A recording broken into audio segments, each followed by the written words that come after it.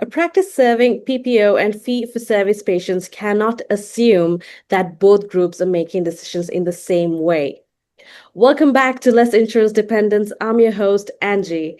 And today I'm joined by Naren Arulrajah, CEO of Ekwa Marketing and co-host of Less Insurance Dependence, to discuss how to market to PPO and fee-for-service patients without weakening the message for either audience and help you understand how to communicate value clearly while protecting patient trust during a transition away from insurance dependence. Naren, welcome to the show. Thank you so much, Angie. I'm really looking forward to this conversation. And I think the topic today, one practice, two mindsets, marketing to PPO versus fee for service patients. I think that's an excellent topic. And I think the topic kind of has the magic word in this, which is mindset, right? Everything starts with a mindset. Someone who comes with the mindset of, is it covered by insurance, is not looking for ideal care, is not looking, for that beautiful smile. So they could be making a lot of money, but just that thing they were trained, right? I, the employer, give you this benefit, i.e. card, and now everything is free. So they are not, and of course, we all know those people in the dental field that, insurance doesn't pay for most things that is good for you. Insurance doesn't pay for beautiful smiles. So you end up with inferior dentistry, the whole thing changes. So that mindset that's coming in with the patient now becomes an infection that impacts your practice. Because I listen to calls all day long, and I notice, some people just are resigned. They don't try to do ideal dentistry. They give up. They just like, okay, the patient's first question is going to be, is it covered? So why even bother? So they stop presenting cases. They spend half their time asking insurance paperwork, not influencing the patient, not winning the patient, not providing great experience. It's all about, hey, it's kind of like you go to a soup kitchen and get free food and you just have to line up, and the person just focuses on keeping the line straight as opposed to, treating them, with respect and doing great work, right? It just, everything changes, right? Mindset. So I think we're going to have some fun today, really talking about mindset and how you can perhaps navigate this conundrum. Absolutely. That was a wonderful intro, Naren. Let's start with this one. Why does one size fits all marketing become a problem when a practice serves both PPO and fee for service patients? Yeah, and I hate to say this, but it's kind of what I already alluded to, right? When somebody expects things for free, they don't value you. Let's say, you're a child, at your parents' house, you're growing up and your mom cooks for you, cleans for you, does everything for you. You don't appreciate the mother. On the other hand, there's another family where the kids have to do chores. They have to set the table up. They have to clean up after the dishes. They value the parent. They value, what the mother is doing or what the father is doing.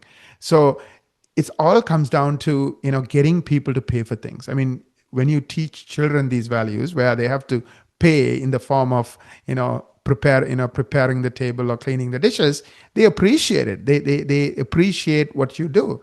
When you don't, I mean, if you just don't make them do that, they don't appreciate you. And adults are no different. So when you are a practice where, hey, I'm on the list, so I'm supposed to get, or you are on the list, I'm supposed to get free dentistry, when that's a mindset, they don't value you. So it creates this really toxic environment. And what I mean by that is all the expenses are going up. I mean, the PPO maximums haven't really budged in like 40 years. Maybe they have doubled, but the expenses have gone up like 20 times.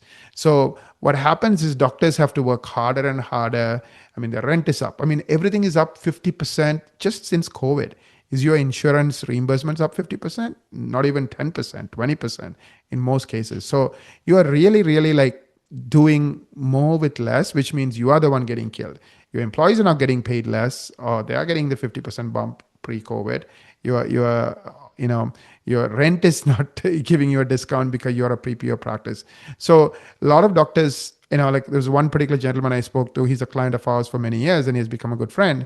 And he was telling me, like, he and his wife had this conversation. He's like, I would rather quit dentistry than work for half, versus what I used to make 5 years ago and still have to work more. Like, what's the point? Like, what's the point of, like, you are like a sacrificial lamb. So And the flip side is also true. So when he eventually decided to start dropping one PPO plan, two PPO plans, and slowly transition towards becoming a fee for service practice, he still has one PPO plan because it's the biggest and it pays somewhat reasonably. He realized he can pick and choose the patients, these patients who value him, who appreciate him. He can pay his people more because he's not making like less and less, 40% less versus before. Now he can hire better people. He can appreciate those people. They can spend a few more minutes because they're doing these bigger cases that are like $5,000, $10,000, $20,000 cases versus drill and fill. You're making hundreds of dollars. So it's very, very hard for you to be profitable and successful in that kind of a business model. So I think, I really think, I mean, you went to dental school. It's not, I mean, like you have to pass you're getting into dental school is difficult, then getting the license is difficult. And then spending all the time developing your skills takes so many years and, so much of money, right? So you are passionate about this. So why are you doing free dentistry? I mean, like if you're going to work at soup kitchen, you don't really need to go through this kind of a pain, right? Like, what's the point, right? So what I'm noticing is more and more doctors, especially once they pass the age of 35, 40, they want meaning. They want to do meaningful work. They want to get better and better at their craft, whatever that craft happens to be. Of course, for dentists, it's dentistry and those services they enjoy. So they are making this change. They are making this migration. So, but these are two different beasts, right? Like running a soup kitchen is totally different from running a nice restaurant where people pay for everything and you have good ingredients, good team members, and people appreciate and pay for that. They thank you for that. They show their appreciation in like taking some of their hard-earned money and giving it to you. Just like we go to Starbucks and some people spend thousands of dollars on Starbucks every year. Like they are choosing to do it. So it's a much more fun experience. Imagine working at the rundown coffee shop that sells $1 coffee versus at a Starbucks, where the customers are happy and the people are happy and everybody wants to be helpful and everybody cares about each other. It's a totally different experience, right? So I do think this one size fits all approach doesn't work. So if you are in this journey of transitioning, I would strongly encourage you to transition more and more towards replacing these PPO patients. Start replacing the worst PPO plan with with fee for service patients. I think that was a beautiful answer. You gave such clear insight into that. Now let's move on how should the practice shift from selling network participation to communicating value, access, and the patient experience? Yeah, I mean, if you care about dentistry and you care about taking care of your people, which I bet you do, otherwise you won't be listening to a podcast called Less Insurance Dependence on your free time and learning and growing and getting better. If you do, then you really have to ask the question, who do I want to be a hero to? Do I want to be a hero to people who don't appreciate me, who want it just because it's free? Or do I want to be a hero to people who appreciate a beautiful smile, who appreciate a healthy mouth, who appreciate taking care of their oral health, to the best of their abilities? And once you make that decision, then put yourself in their shoes. What would you do when you are buying something you appreciate?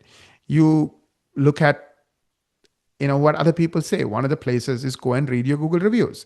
So if you read 10, 15 reviews, especially those 5-star paragraph reviews, you will find out why your clients who appreciate you. Maybe it's because of the way you treat them, like you treat them like family. Maybe it's because you always focus on providing the best care. Maybe because you stand behind your work. Maybe because you and your team go out of the way to take care of these people, the customer service, the attention to detail. So once you read 10, 15 reviews, you will find the 3 or 4 things your best customers who appreciate you, who pay for you, who write those reviews for you, appreciate, right? Are the reasons they're coming to you.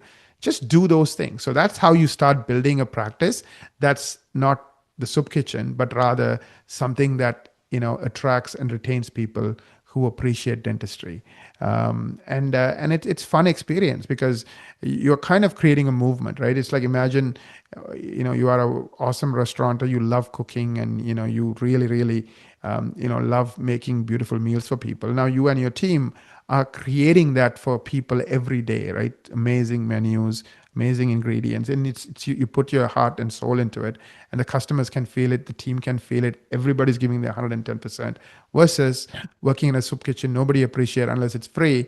It's not fun. So I really think you can start making that transition very effectively. So you asked a question about how do you shift from selling network participation to communicating value, access, and patient experience. So I kind of said, start finding why people appreciate you by reading your Google reviews, right? Now, you don't have to sell network participation, because as soon as you sign up, it's free, right? So they show up just because it's free. So there's no skill development, there's no improvement either for you nor for your team.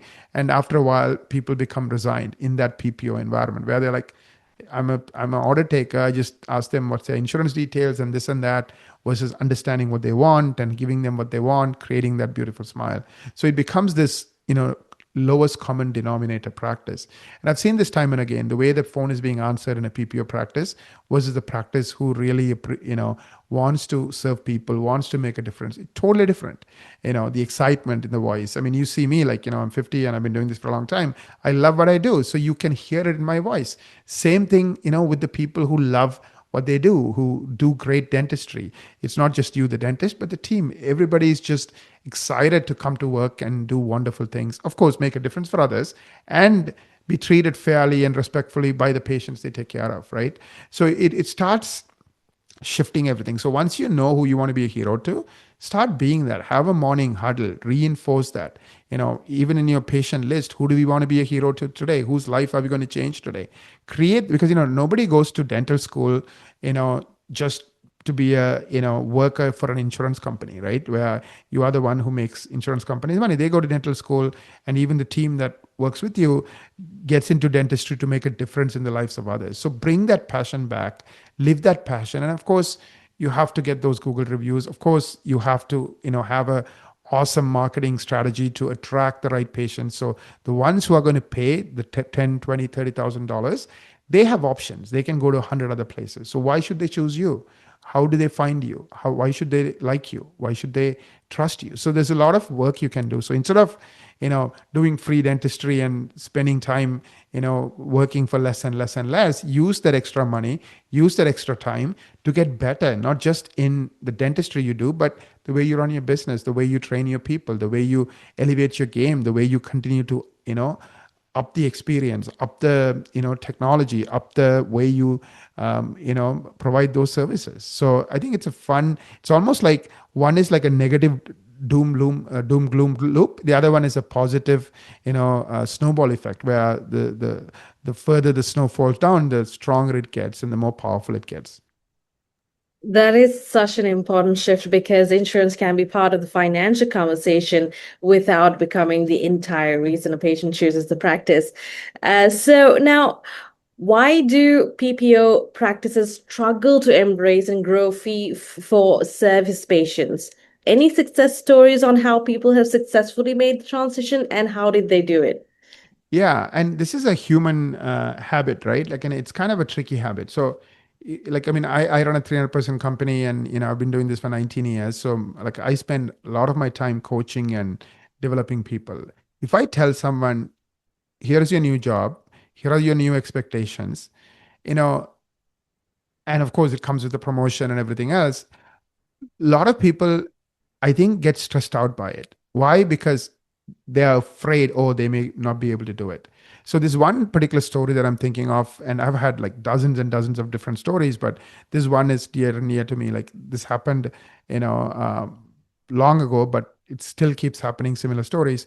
Wonderful lady, she's very actively involved in a community. She lives in Virginia, and she was working, maybe 10, 12 years ago. She was working 4 days a week, making $700,000. And she was getting sick, just all kinds of illnesses that comes with working too hard, and she was really getting tired. So I met her at a conference, and like the president of the association and many other people in that association were already our clients. So she's like, "What the heck? I'll try it. 1250 a month. Worst case, I'll lose 1 year's worth of fees. But if it works, maybe it'll change my life, because that's what the president, everybody else is saying, right? Why the marketing that we were able to do attracted the right patients. So she started working with us. Slowly but surely, she started dominating Google in her city and the surrounding communities for hundreds and hundreds of search terms. She started getting phone calls, and she got around 30 to 40 new patient calls. And like anybody, with common sense, she's like, okay, I'm going to take these patients. And many of these patients are not asking, is it covered by insurance? Because they found her for the things she used to be good at: biological dentistry, mercury amalgam removal, for non-invasive dentistry, for those kind of special things that she was good at. Now, those people paid full fee, and they spent tens of thousands of dollars. And being any smart woman, she's like, I don't want to work a fifth day. So what can I do? So she and her husband had a chat. The husband said, why don't we drop this PPO plan? It's literally we are losing money, so we have nothing to lose by resigning from it. They dropped one, and then they dropped the next one, and the next one, and the next one. Before you know it, she ended up working 3 days a week and making $1.3 million, almost doubled her practice, working 1 day less. Why? Because she's doing bigger cases that are paying her 30,000 versus 300. So it changes the equation. Of course, when it became that successful, people were knocking at her door. So after this transformation and maybe 6 years with us, she sold the practice. So we started working with a new company, and doing that ever since. So that's an example of someone who kind of, instead of having this master plan of dropping PPO plans, they kind of walked into it. In other words, the extra new patients, to accommodate those extra new patients, they started dropping the worst plan. And so it's almost like they didn't even think about it. They didn't even had this master plan, because remember I was saying, when somebody creates a master plan, even if something tiny goes wrong, they get stressed. Right here, because they never had a master plan, they were not stressed. It was just automatic. The more new patients I got, I dropped more and more PPO plans because I didn't want to work an extra day. That's how it started, right? So before you know it, 3 years later, they were like 1.3 million and working 1 day less. And then they're like, wow, I can't believe what happened. So sometimes we overthink. Some people make New Year's resolutions about, I'm going to do this, I'm going to do this, but they never end up doing anything 10 years running. Some people, they just take one step, and that one step, let's say, hey, I'll sign up for a class in the gym and I'll just show up. And before you know it, after a year or two, everything changes, right? That one tiny step they took changed everything. So that's one of my favorite stories, because this lady is as real as you can be, the kindest person. I've been to their house, and they're such wonderful people, her and her husband, and they have this only son. Anyways, so it just life-changing stuff. And I find that taking that simple step and not overthinking it is smart.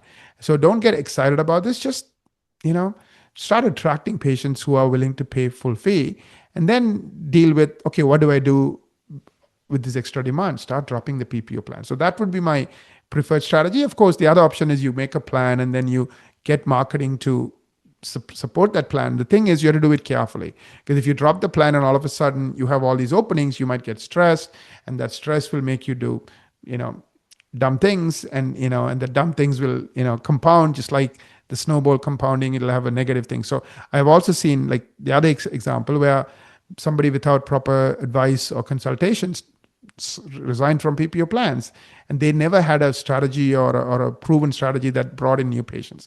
So all of a sudden, instead of being busy, they were half busy, and they had to let go people, and they panicked and ended up being a fire sale. So you got to be careful as how you navigate this. So my strategy is beef up your marketing, start attracting fee-for-service patients, taking care of them, and then slowly but surely, let the PPO just take care of itself by dropping one by one by one. That is such a helpful perspective, Naren. Let's now look at the full patient journey and how a practice owner can identify whether it is truly set up to attract and convert a fee-for-service patients. So how can an owner audit his customer journey to see if it is optimized to attract fee-for-service patients? Yeah. So, marketing is helping the ideal patient find you. So these are patients who are looking for those services you offer that you're really good at. So, are you showing up on Google? Are you showing up on ChatGPT? Are you showing up on all these different platforms? And now with AI search, people are trusting the answers they receive. So I could go to AI and say, I am afraid of going to the dentist. I'm looking for somebody, who's specialized in sedation dentistry and has wonderful reviews where patients love going to this person.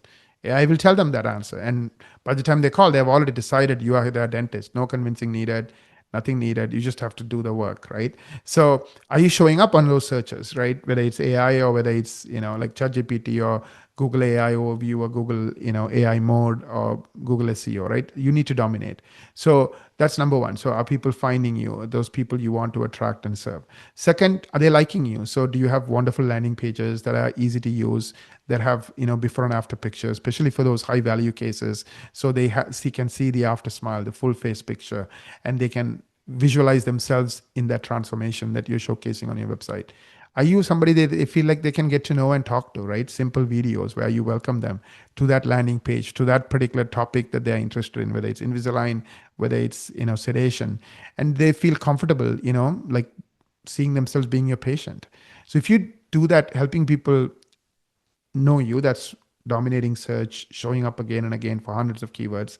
And then if you do the liking piece, the landing pages, the before and afters, the videos, and last but not least, those wonderful Google reviews that people will read before they make this kind of an important healthcare decision. Are you getting 10 or more 5-star Google reviews? So that's the front end of the customer journey, but the things that are not very visible is the way the phone is being answered. So one of the things we do is we track all the phone calls. We coach our clients who are struggling with phone conversion, especially when a practice goes from PPO to fee for service. They don't know how to, it's kind of like you're working in a soup kitchen all your life. You don't know how to work in a high-end restaurant. It's not like these people can't be trained. It's just that they have never been used to it. So you have to track the calls. You have to coach them how to do things differently. Like it's a different, mindset, right? One wants free everything. One wants to pay for good quality work. Two different human beings. So how do you deal with these two people? So slowly but surely with proper core coaching, then you take care of that piece. And like anything else, you just stick with those fundamentals, those 4 things I said, day in and day out, and you focus on it. You get better at it. You track the metrics. How many people are seeing me on Google? How many keywords am I ranking for? Is the number of phone calls I'm getting growing? Is my landing pages getting better? Am I getting 10 or more 5-star Google reviews every month? How is my conversion rate, phone conversion rate? Is it 70% or higher? Some basic guidelines and rules. If anyone is interested, we have a PDF. We can send it to you. Just go to the website and contact us with everything I'm just sharing. You can make the transition and you can make it, very, very successfully. Yeah, definitely. That is so helpful, Naren. Now let's put everything together. If a practice is preparing to reduce PPO dependence, what should be examined first in a marketing strategy meeting? Yeah, I would start by, remember PPO sends you free, patients who want free dentistry. Now you need to attract people who are looking for the things that you're good at, whether it's oral health or whether it's beautiful smiles, all the different types of things they're looking for. So when people are looking for that, are you the one they're finding again and again and again without you having to run ads? If you are ranking for 100 or more different searches and phrases, you are doing great, because there's the haves and the have-nots. Those who dominate organic AI search, AI plus regular search, get 95% of the potential new patients. So are you the one they are finding? So just focus on that. So that's one of the things we do with our marketing strategy meeting. We'll tell you, how are you doing in helping people find you? Are you dominating, like in your city, surrounding cities? Who are your top 3 competitors? How are they doing compared to you? And why? That's the key thing, right? Why are you dominating, or why are you not dominating? If you're not, there could be some underlying root causes. Google CRUX, Google Lighthouse Go. So we will not only tell you where you stand, but we'll give you a report card. And then we'll tell you how you have to, do against your competition. The good news is most of your competitors, just like you, I mean, like I've done, hundreds of these meetings in my 19 years, they're not doing exceptionally well. They're not in that top 3%, which is our aim. Our aim is to help you dominate Google, to get into that top 3%, rank for hundreds of different searches and queries people are asking in front of tens of thousands of people. So once you know that, then of course you have to work on your landing pages, like I talked about, the videos, the before and afters, the cases. Now, of course, it depends on the kind of services. If you're doing sedation, you may not need before and afters. If you're doing general dentistry, there's no before and afters. But finally, the Google reviews portion, right? So again, there's a method to the madness. You can do that. And the last but not least, the phone conversion. If that's like the last mile, right? You're getting a lot of calls. If you have a problem of not being able to book them, then that has to be taken care of. So book that marketing strategy meeting, especially when it comes to auditing. Are people finding you? Why not? How are you doing on your landing pages? How are you doing in your Google My Business? How are you doing on NAP? We'll give you a report card and a plan. The link is lessinsurancedependence.com/MSM.